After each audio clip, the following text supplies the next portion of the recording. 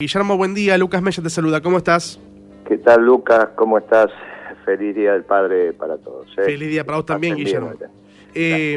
Bueno, arranquemos preguntando por cómo estás viendo hoy la actualidad, digamos, ¿no? Una Argentina que el gobierno tomó algunas medidas con respecto a la cuestión económica, con el crecimiento de precios en algunos productos, que bueno, llegaron con aumento a las góndolas, también el tema de la carne, que parecía encontrar algún tipo de resolución, pero que finalmente a la gente también le llegó con aumento al mostrador. ¿Cómo estás viendo la economía? Mira, primero arranquemos por lo macro, la macroeconomía, que está obviamente desquiciada, y si bien vos decís, bueno, la macroeconomía no pega en el bolsillo de nuestro pueblo, en realidad pega, porque cuando se desestructura el marco, y por eso es la macroeconomía, cuando se desestructura el marco, es muy difícil que lo que contiene ese marco después pueda estar ordenado. ¿Qué es lo que pasa con la macroeconomía? Mirá, hay una tensión sobre las reservas del Banco Central, donde los distintos operadores de los sectores económicos, públicamente, en los reportajes, o en la práctica, como pasó esta semana, empiezan a tensionar. Las reservas hoy, que son extremadamente escasas, sobre todo las que vos podés usar, las reservas disponibles, pueden tener dos utilizaciones. O las pide el sistema financiero, y entonces hacen lo que hicieron siempre, tratan de que antes que la cosa se desordene, apropiarse de los dólares que hay. Eso se llama corrida cambiaria bancaria, ¿está bien? En este caso cambiaria. O lo que tenés es, siempre lo viviste, cómo se desencadenan las corridas cambiarias, cuando el sistema financiero tiende a apropiarse de las reservas del Banco Central. Desde Machinea para acá lo aprendimos con Alfonsín, que estoy hablando de la prehistoria para vos que sos joven, pero estamos hablando 88, 89, siempre fue igual. El sistema financiero empieza a presionar hasta que el Banco Central queda con la lengua afuera. Te lo dicen. Hay un reportaje muy importante en un diario económico el fin de semana pasada, donde le dice el economista del sistema financiero a la Argentina, obviamente a la Argentina que toma decisiones. Le dice, mire, lo que el gobierno tiene que evitar es que se amplíe la brecha. Sí, la brecha entre el dólar oficial, el dólar negro, el contado con liquidación, el PEP. Y le pregunta el periodista, ¿cómo hace el gobierno para evitar que se amplíe la brecha? Y no tiene alternativa, tiene que vender los dólares. ¿Qué pasó esta semana? Se amplió la brecha. Se lo anunciaron el domingo pasado por uno de los diarios más importantes, en el suplemento económico, y esta semana salieron a empezar a trotar. ¿Está bien? Despacito. Ahora, si vos le das los dólares al sistema financiero, no se los podés dar a los importadores. Si no se los das a los importadores, tenés un problema de reactivación, porque vos sabés que hay muchísimos insumos para la industria que son importados. ¿Está bien? Sí. Y el dólar es uno, o se lo das a uno o se lo das al otro, no alcanza para los dos. Para que alcance para los dos tenés que hacer las cosas bien. Y el problema es que Alberto Fernández hizo las cosas muy mal. Llegado a este plano, si se los das a los importadores, a su vez vas a tener la presión del sistema financiero, pero te va a explotar la balanza comercial. Porque la única manera que vos tenés de pagarle la deuda, las acreencias que tenés al extranjero, es que tengas superávit comercial. Y si los dólares que juntaste de las exportaciones los terminás gastando en importaciones, el balance comercial te va a quedar muy pequeño y no alcanza. ¿Por qué pasa esto? Y pasa esto por el desorden conceptual que tuvo Alberto Fernández el año pasado, mejor dicho, en el 19, cuando ya él sabía que iba a ganar las elecciones después de las PASO, y no se preparó adecuadamente para gobernar. Ahora, ¿cómo repercute esto en el precio de la carne? Que esta era la pregunta, que quizás todo lo demás es introductorio para meternos en el bolsillo de nuestro pueblo que no está comiendo carne. ¿Por qué te digo esto? Porque el promedio per cápita de consumo de carne está en 44, 45 Sí, bajó mucho. Ahora, ese es un promedio de decir, bueno, Moreno, en Europa se come menos, sí, es verdad. Lo que pasa es que ese promedio es mentiroso. Estamos nosotros dos, yo como 100 kilos y vos no comes nada, entonces el promedio da 50. Sí, bueno, seguro, es un promedio mentiroso. Los de arriba comen como siempre y los de abajo no comen nada, comen alitas de pollo. Eso no es justo. No está bien que hoy sea el Día del Padre y no puedas convocar a un asado. No está bien, no está bien. No está bien que el padre diga vengan a comer un asado y cada uno traiga a hacer lo suyo. No está bien, no está bien, hay que mejorar eso. Ahora, para mejorar eso tenés una limitación, que es que vos necesitas los dólares de las exportaciones de carne y sobre todo de la que le estás haciendo a China.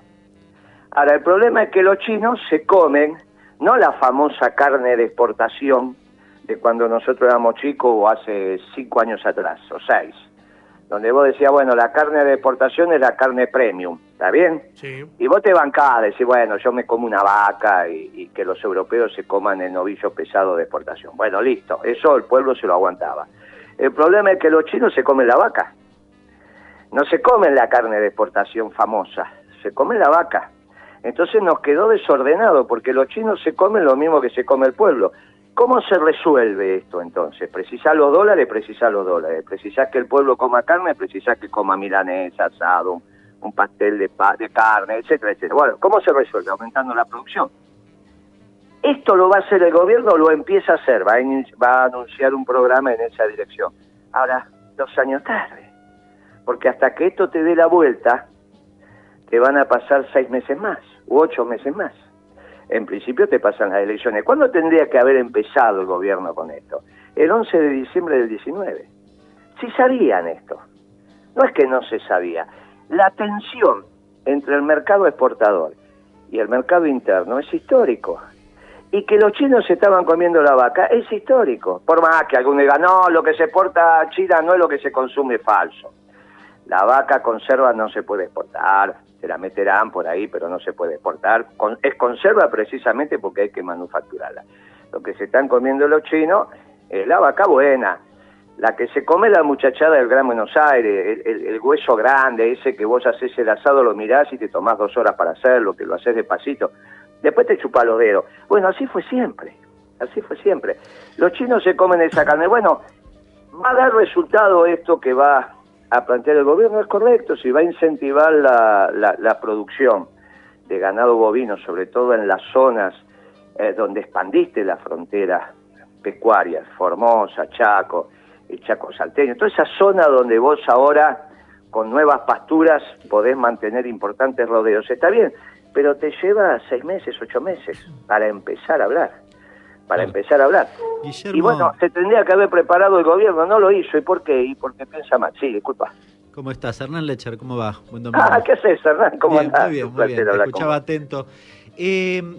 A ver, te agrego un elemento de este último tiempo, que es, bueno, en la última semana Camioneros negoció una paritaria en principio del 45% y hay varios gremios que venían discutiendo o que habían cerrado paritarias tal vez más cercanas al 29 o 30% como referencia del presupuesto y que hoy están reabriendo, probablemente en esta semana conozcamos algunas más. ¿Cómo ves ese proceso agravado además por la discusión que tenés con la UIA y demás? Es decir, yo ayer leí algunos diarios que esto iba a generar nuevamente un proceso inflacionario. Ahora, si vos fueras gremialista, ¿qué haces en este contexto?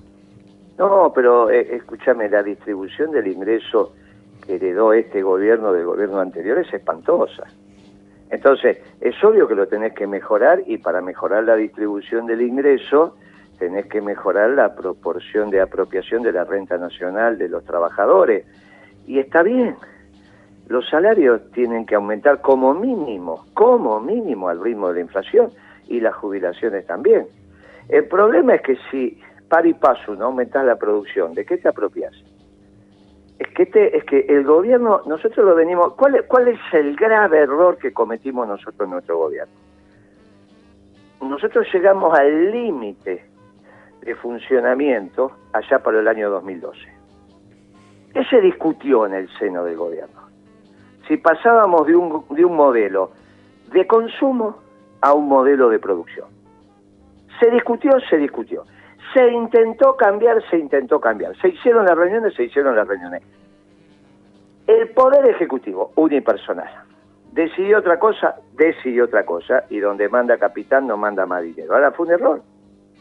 El no haber pasado en aquel momento a un diseño de producción, ¿qué significa esto? Que el sesgo que tenía que tomar el modelo peronista era hacia la inversión. ¿Qué le debe el peronismo al pueblo argentino? Un modelo de desarrollo económico orientado a la producción. ¿Quién lo puede hacer? Solo el peronismo. Porque para un modelo orientado a la producción, lo que vos tenés que garantizar es la gobernabilidad.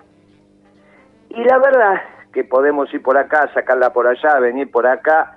El que garantiza la gobernabilidad es el peronismo. Se sabe esto en el seno del peronismo. Los economistas peronismo lo discutimos esto durante el gobierno de Macri hasta el hartazgo. Ahora, lamentablemente Alberto Fernández no participó de esos debates. No tiene idea lo que piensan los economistas del peronismo. Es socialdemócrata. Venía de otro palo, como dicen los pibes. Conceptualmente, en su cabeza. Era presidente de un partido que se llama Parte, que ya el propio nombre indica que está pensando en una segmentación de la sociedad, porque a nadie se le ocurre poner a un partido Parte, salvo que seas ideológicamente muy preciso. Bueno, él le puso Parte. Al no estar en ese debate, el sesgo que tomó su gobierno es un sesgo hasta ridículo. Decretada la pandemia, pensó que la economía era emitir. Y vos podés emitir, en ese momento vos te vas a acordar, Hernán, estaba en boga en la Argentina hace un año atrás eso de la teoría monetaria moderna. Que dijimos, mire, eso no es teoría, mucho menos es monetaria y no es moderno. Es una tontería. De fin del siglo XIX en un debate entre los alemanes y los ingleses, donde el economista alemán de aquella época le dice al Kaiser, mire, usted puede emitir plata todo lo que quiera. Pues sí, puede hacerlo. Porque la plata que usted emita, eso de que tiene que haber oro en reservas, es un invento de los ingleses. Ahora, ojo, nunca gaste más de lo que recauda usted Estado, deje que gasten los privados. Si los privados gastan, usted dele moneda. Pero si ve que no gastan, ojo. Y nunca utilice esa moneda para el gasto público. No lo financia. Bueno, Alberto le dio un pedacito de eso. Entonces, incrementó el gasto público y lo financió con moneda. Esa moneda que no tenía producción del otro lado. ¿Por qué no tenía producción? Ya venía muy mal del gobierno de Macri y él sacó a la fuerza laboral del mercado. De 18 millones de personas que estaban trabajando en marzo del 20, terminaron trabajando abril, mayo y sucesivo 4 millones y medio. ¿Faltan qué faltan? Los bienes y servicios. Vos tirás moneda al mercado y no hay bienes y servicios, lo único que conseguiste es inflación y la estás viendo. Entonces, no solo no hizo un modelo productivo, sino que lo que había lo disminuyó y pensó que la economía era diseño gráfico, fabricar moneda e imprimir moneda. Bueno, así estamos. ¿Qué tenemos que hacer? Y tenemos que volver a la economía sencilla, de ladrillo sobre ladrillo. ¿Quién se la tiene que ofertar al pueblo argentino esa economía? Y solamente el peronismo, porque es el que garantiza gobernabilidad. Y acá viene la magia de lo que está pasando, porque uno puede ser optimista. De esto se han dado cuenta los empresarios. Y hoy los empresarios no están en una discusión de la que me quiero llevar, la que me toca, como fue la discusión histórica entre el movimiento obrero y el capital, sino se están dando cuenta que en realidad la destrucción de la Argentina es también la destrucción de sus empresas, y el ejemplo de eso es YPF. Y empiezan a ser los empresarios un sujeto de cambio. Empiezan a ser los empresarios un sujeto de cambio, sorprendentemente. Y yo lo de la UIA lo incorporo en ese marco. Pusieron un empresario, bueno, pusieron un funcionario de toda la vida, pero empiezan a prepararse para el modelo productivo. Empiezan a asumir las pequeñas y medianas empresas, y las grandes, que hay que ir a un modelo de producción y de trabajo.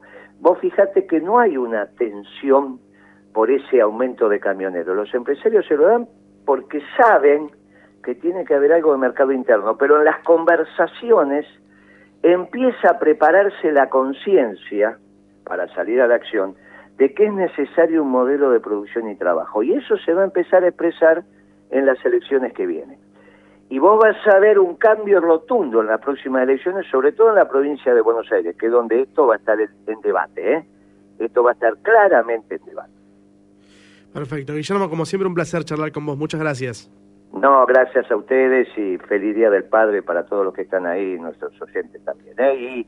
Y tengamos optimismo, que finalmente siempre que llovió paró y las elecciones nos dan las posibilidades de dar vuelta a la página de esta historia complicada que se empezó a gestar del 2012-2013 para acá.